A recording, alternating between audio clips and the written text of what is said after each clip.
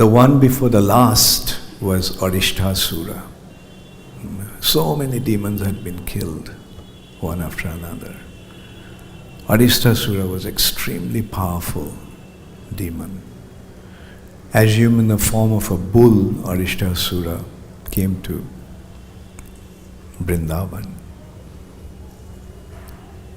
Gigantic form, as it was moving with its each step, it seemed that the earth was trembling in an earthquake.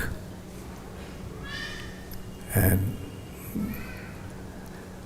seeing him, all the cowherd boys and cowherd girls became extremely afraid and they ran away. Krishna assured them, there is nothing to worry about. So it is not that the devotees do not get afraid. Devotees also do get afraid at some occasions. But Krishna gives them the assurance, don't worry, I'm here. So Krishna took his chadar, wrapped it around his waist and tied it up, prepared to fight. So Arishtasura came, attacking Krishna.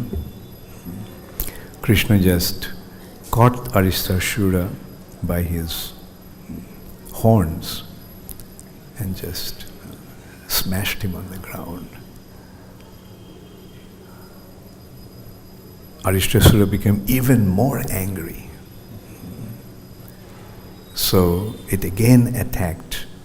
But this time Krishna just passed his attack, escaped his attack, and went behind him, held him by the tail, and started to swing him.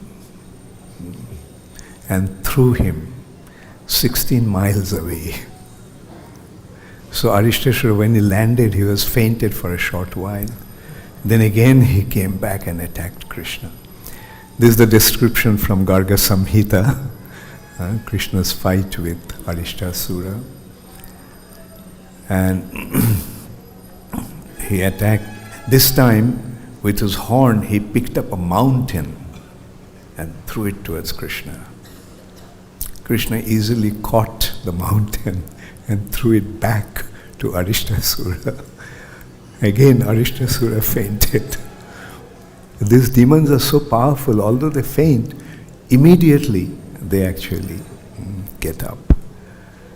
And in this way, for quite a long time, the fight actually went on. Then finally, Krishna caught Arishtasura by his horns and started to swing him, and then smashed. It has been described just as a little boy picks up a kamandalu, water pot, and smashes it. In India, they use the water pot out of pumpkin, dry pumpkin. They empty the inside and cut it as one part, half of the thing becomes the handle, the other half becomes the water pot. So Krishna smashed him. Arishtasura is dead. So after killing Arishtasura, Krishna went to Srimati Radharani. As Krishna approached her, Radharani said, please don't touch me. Krishna said, what happened? What did I do? What did I do? You killed a cow. And you're asking, what did I do? Well, it was a demon. But still, it was a cow. So you have committed the sin of killing a cow. So you become so sinful, please don't touch me. Then Krishna asked, so tell me then, what should I do to get purified?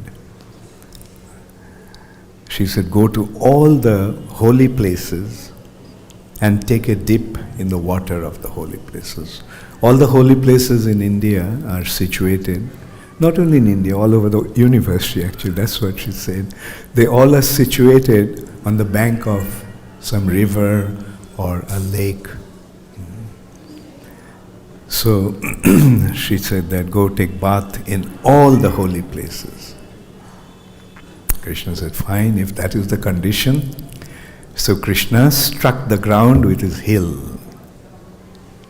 And immediately a cavity was created. And all the holy places appeared, personified holy places with their water. The place became filled up with water. And all the tirthas, the personified holy places, started to offer their prayers to Krishna. So, and now it is Krishna's turn.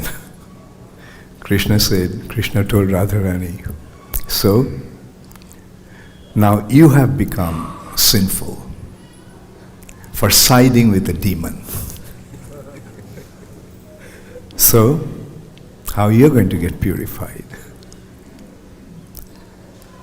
So Radharani got together with her other friends, had a short discussion, and said, we have to match Krishna's wonderful fit. We'll also dig a kund, a lake. How to do it? We'll do it with the bangles. They took out their bangles and started to dig the earth. And soon a lake was created, but it was empty. It was an empty hole. So they decided to get the water from Manasi Ganga, but Manasi Ganga is quite far away. So they lined up, all the gopis lined up all the way to Manasi Ganga, and they carried, taking the bucket one after another and passing it to the next person. And soon they filled it up. And then Radharani requested Krishna, Krishna, please allow your holy tirthas also to come here in this. So that is how Radha Kunda appeared.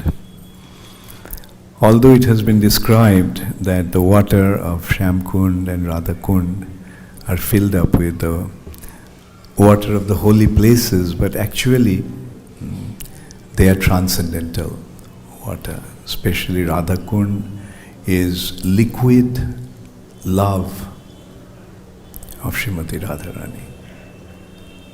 It's not water, it's the liquefaction of Srimati Radharani's love for Krishna.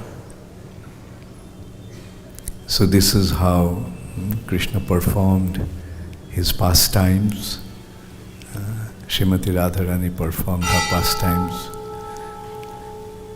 The appearance of Radha Kund and Shyam Kund.